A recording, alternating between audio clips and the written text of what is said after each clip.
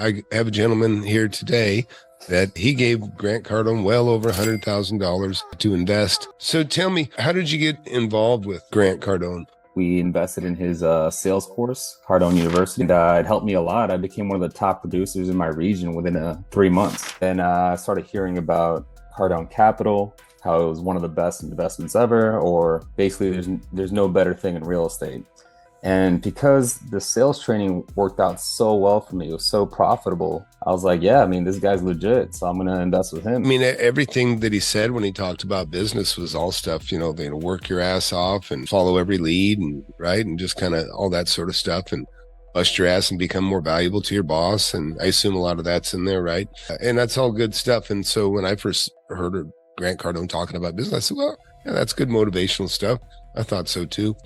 I felt like he wouldn't steer me wrong just because the sales training went so well. So I was like, yeah, I mean, Uncle G is not going to do me wrong. So I was definitely wrong about that. Based on your pleasant experience with business training, you decided to throw in with Grant Cardone's company, and you invested well over $100,000, correct?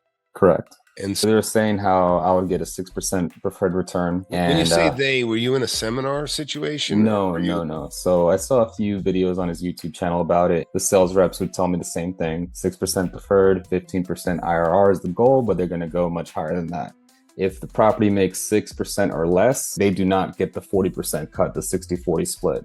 They do. They get 40% of the No, money. they said they don't. But they do if they get you 6%.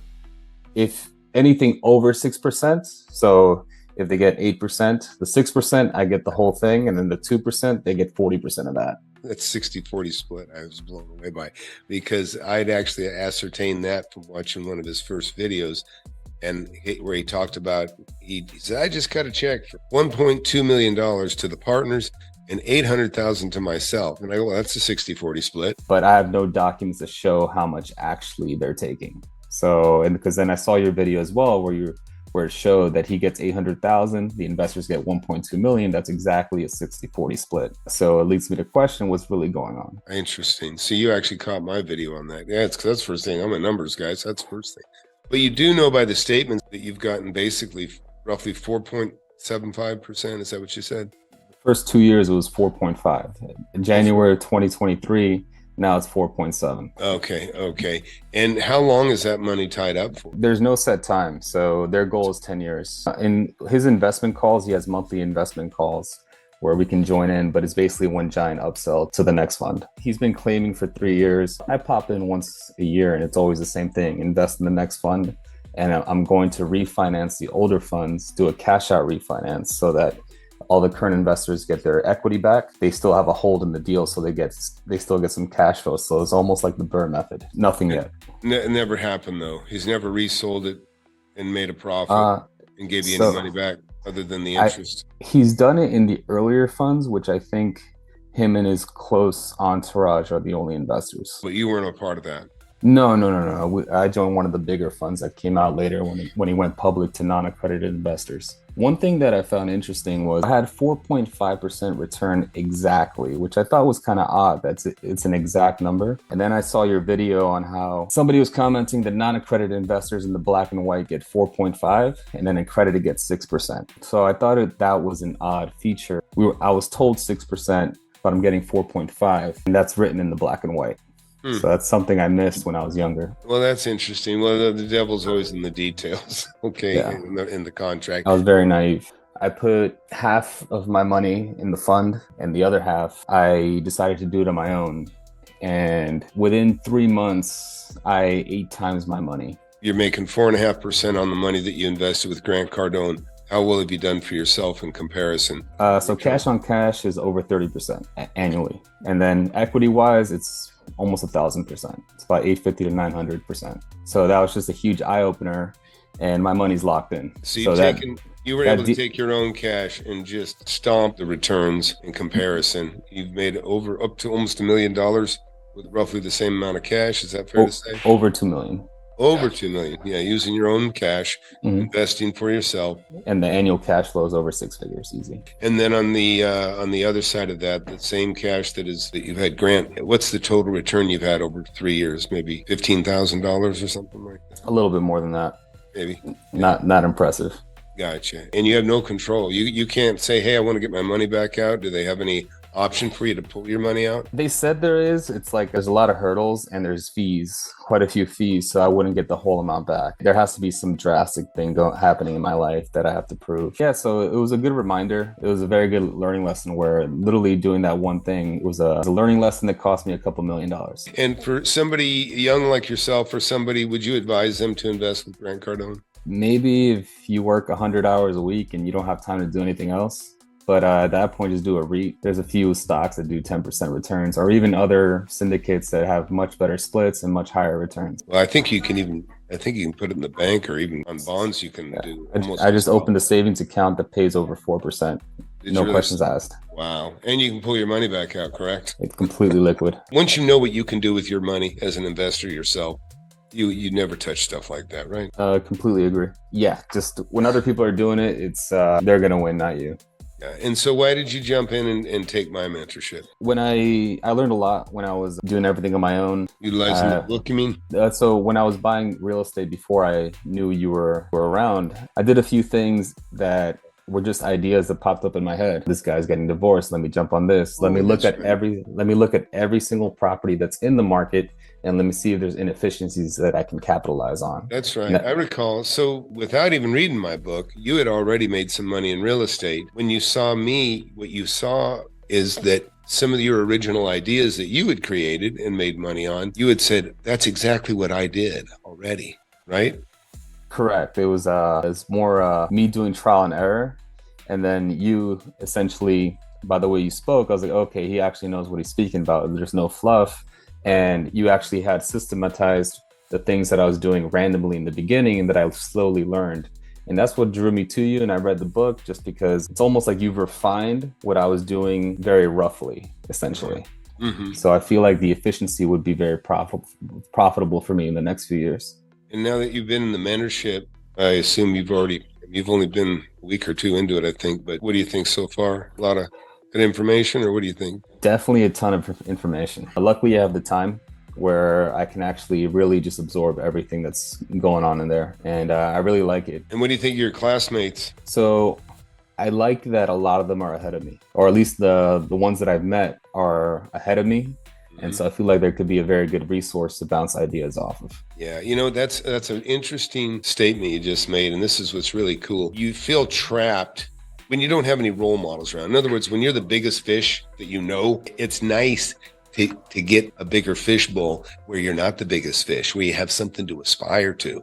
And that's what's really cool to me. You think you're doing great, and then you go, oh, wait a minute, I can do better, because you can see somebody else is doing a lot better. So that's an interesting observation. I appreciate that. And they also show me that there's other doors as well. So if I only can see 3 different avenues to do things, but then speaking to other people that are much more advanced than me, now I see 20 different ways to do things. I have some really talented people in my class, people that have made $1 million in a year, or a couple $1 million in just 2 years. The difference of having a mentor and having really a brain trust, which is what we have within the group now, where people are applying and doing certain things, and people recognize, because everybody's open book and shares. I tell everybody, be cryptic with your deals, keep your deals close, make sure you have it or own it out before you ever share. But once they do have it to that point, the people in the class share with each other, and it just opens people's eyes and go, you know what, I have that same opportunity right here in my city, 1,000 miles away.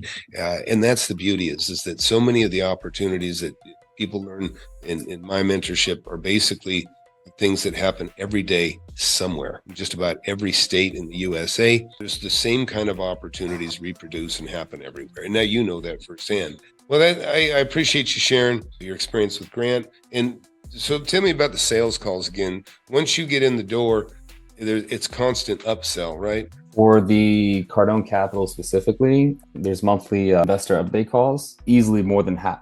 The first few like 10 minutes is probably just motivation and getting everybody in a good mood. And then it's just upsell into the next fund. Wow. You got to do it. I remember there's one lady, she was a single mom, saying how she had 300,000 saved and that's all she had. What should she do with it? And Grant was just like, put it in the fund, put it in the fund. Mm. In my head, I was like 300 grand at 4.5%. That's only like 1,000 a month. How's she going to survive off of that? Yeah, that must have been painful to hear as you became more advanced an investor. Your returns from him as opposed to what you were doing on your own, huh? Luckily, I lived very frugally in my 20s where those mistakes weren't devastating for me. It was more of a very hard learning lesson. Sure. There was another guy that he invested 550,000 and he showed how his monthly cash flow was I think 1450. So 1,450 on $500,000. or maybe it was 2,500. It was about that. Hey, you guys want to see what a $550,000 investment into Cardone Capital gets you? What is that? $1,200. So that's $1,500 and $1,250. It's okay. But That's a 5% return, I guess, right? so, correct. But easily finding a good property, you can get a 30% cash on cash return, not including the tax benefits, equity pay down, appreciation. It's a no-brainer to do it yourself. Is that something that what I like to call fake gurus or the scammers, is that they try to factor in every tax benefit and add it to the bottom line? I'm not sure if I understand the question. In other words, they'll say you're going to get X return by the time you figure in your depreciation and this, that, and the other things. In other words, they try to include the taxes, the depreciation, and every break that you get from it, not just this is what you make on your money. Oh yeah, everything's tax deductible. I remember even the sales course, I was told it's tax deductible, but it wasn't because I was a loan officer as a W-2 employee. So it was not tax deductible, and I had to pay the IRS back for the tax credit. So did you get the feeling that the salespeople that were talking to you were commission based? Obvious, because I was joining a sales course that the salespeople were obviously going to be hard chargers. I already pretty much had the mindset that I was going to buy it just because my friend was making a killing selling solar with that training, and then I did a killing with it as well in loans. So you recommend Grant Cardone's his course as far as being for sales? You got some value out of that, and that was worthwhile. I recommend it as one of several things to do, not the only thing to do. Gotcha. And I think it's great, but you don't even need to get the course. I think the books are enough. All the books, and just reread the books and then just execute. A lot of my peers and a lot of people I've seen just don't execute. Does he even have an investment course? Is there such a thing as a Cardone investment course? I remember there was a real estate investing course and a real estate investing book. The book was a short book that basically was just invest in his fund. I don't know what I think his real estate investment course was 10 or 20 grand. I never got into that because I was already making money on my own. People want to know this stuff, and so it's kind of nice talking to somebody that's actually been there. I have a gal in the class that she said she went to a Grant Cardone event. I think maybe it was Vegas. She flew there, right. She rented a hotel, went there, and she said that she was upset because they had like a young man, the way she described, had brought a young man up on stage and had like 1,000 people sign it, but to spend the $2,500 or the $25,000, whatever it was, I don't know the specifics on that. But she said she just felt like it was a big sales pitch. Yeah, I went to one of his 10X cons. I went to the one in Miami. It's nonstop pitches. I had a blast because I was in Miami. You're smart for that. So yeah. My friends and I were like, all right, look, we're not going to buy anything. Let's just socialize with people that look like fun and then go party. We'll show up late every day. And then that's what we did. You got to give Grant credit on that. Yeah, hosted in Vegas. So when people ask me about 10X con, I'm just like, Miami was great. The big thing, and then that I just recommend for everyone, is no one's going to care about your money more than you. So don't ever hand it to someone else in terms of investing. So buying courses and stuff, I think that's great, but be very careful because most of the people out there are fake. And I only learned that I was only able to start spotting who was fake when I got into business myself. So when I started investing in real estate, I would just go on YouTube just to see. And in general, I knew that most people didn't know what they were talking about. Right. Something doesn't smell right. You kind of, I mean, even if you're inexperienced, a lot of people, I think, like, something doesn't seem right here. And when something doesn't seem right, there's probably something that's not right. Exactly. Because before I bought my first house, these guys sounded great. I was like, wow, I'll never be like these guys. Bought my first house, I was like, these guys, it smells like something from the bathroom. So get in the business first and then see who you might want to follow. That's the way I would do it. And also I became a loan officer to learn real estate as well. So that also helped me a lot to just know how the banking process works on borrowing money. That really helped as well. So get in the business, and also don't really look for a mentor until you're actively looking for houses, so then you can actually spot who's fake and who's not. One of the things I actually did appreciate from Grant Cardone was he always emphasized to save most of your money. And so I was doing that, but I didn't realize it was save the money to put it in his fund. But if you just save most of your money and don't spend it, it's liberating on What do you can you do. think about his advice on sell your house? That's a loaded question. Well, yeah, I mean, if you're told to sell your house and invest in his fund, that's what he's This is the best asset class you can be in. If you got a house, refinance it right now, because you're not going to be able to sell it. You will be crippling yourself. But definitely, like, I used to own a lot of crypto as well. I invested in many different things. I crashed and burned in so many things. It wasn't just Cardone. And however, I actually doubled my money with crypto right before it went 10x essentially. But I didn't mind because I sold all that to have a down payment for a house. Oh, only sell an asset when you're going to get a better one. And that's what I did, and it worked out great. Yeah, that's fantastic. That's a good point. That's what, people ask me, why you got, they'll say, why did you sell that beautiful building? Yeah, I say, because I sold it because I got a deal on one 3 or 4 times bigger. I say, Exactly. I traded it up. I just traded up. One thing that I see with a lot of like my peers, so I'm 33, a lot of guys are scared to get started. Guys and girls are scared to get started.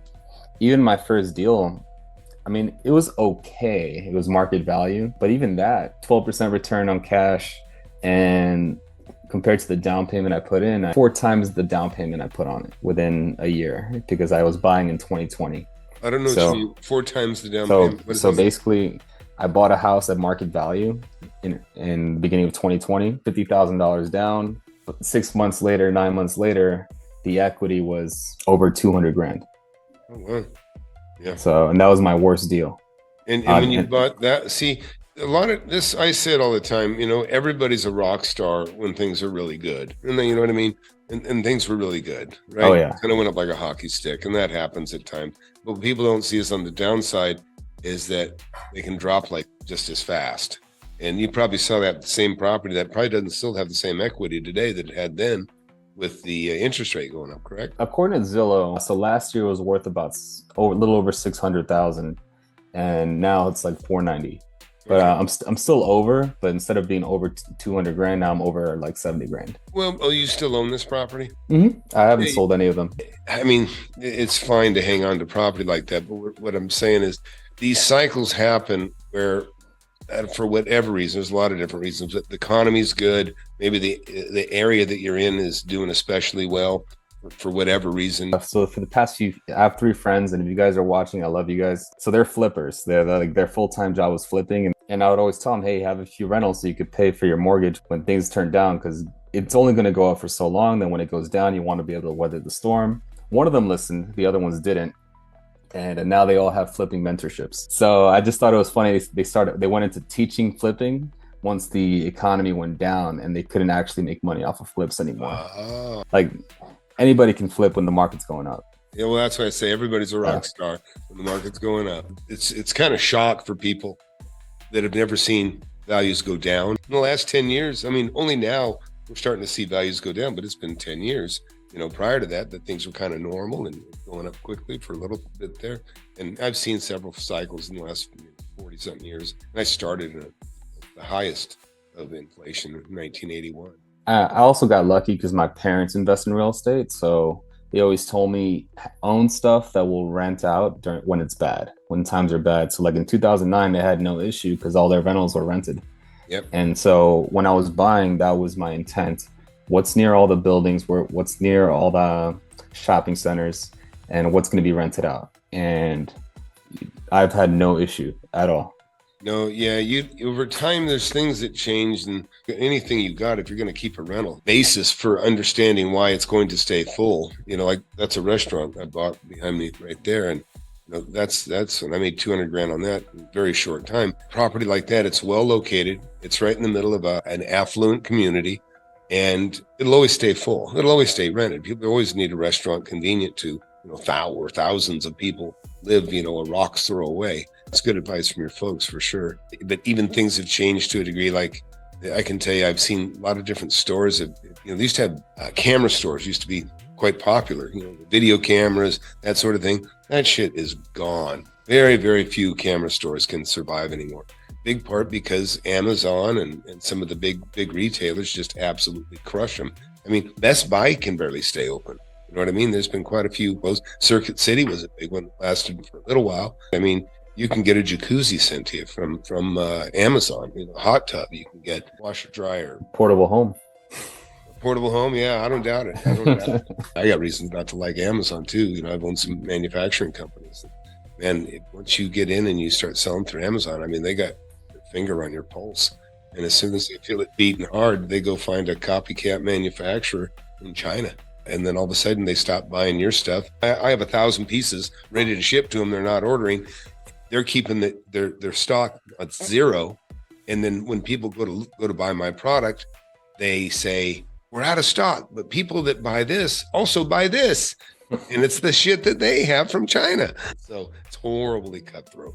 Terrible. I also had one more piece of advice, which was most of the guys selling e-commerce stores, Amazon FBA, flipping business, Airbnb business, they're selling courses. Like that's what they're doing. Yeah, I know. So, well, I know. I can see through it all the time. I mean, the key words to look for in fake gurus is deals. Deals. I've done a bunch of deals. Team is a big phony guaranteed word. Mindset has been destroyed for me. The guys that don't know how to make money in real estate use mindset all the time and tell you it's just a mindset. You just got to get your mindset.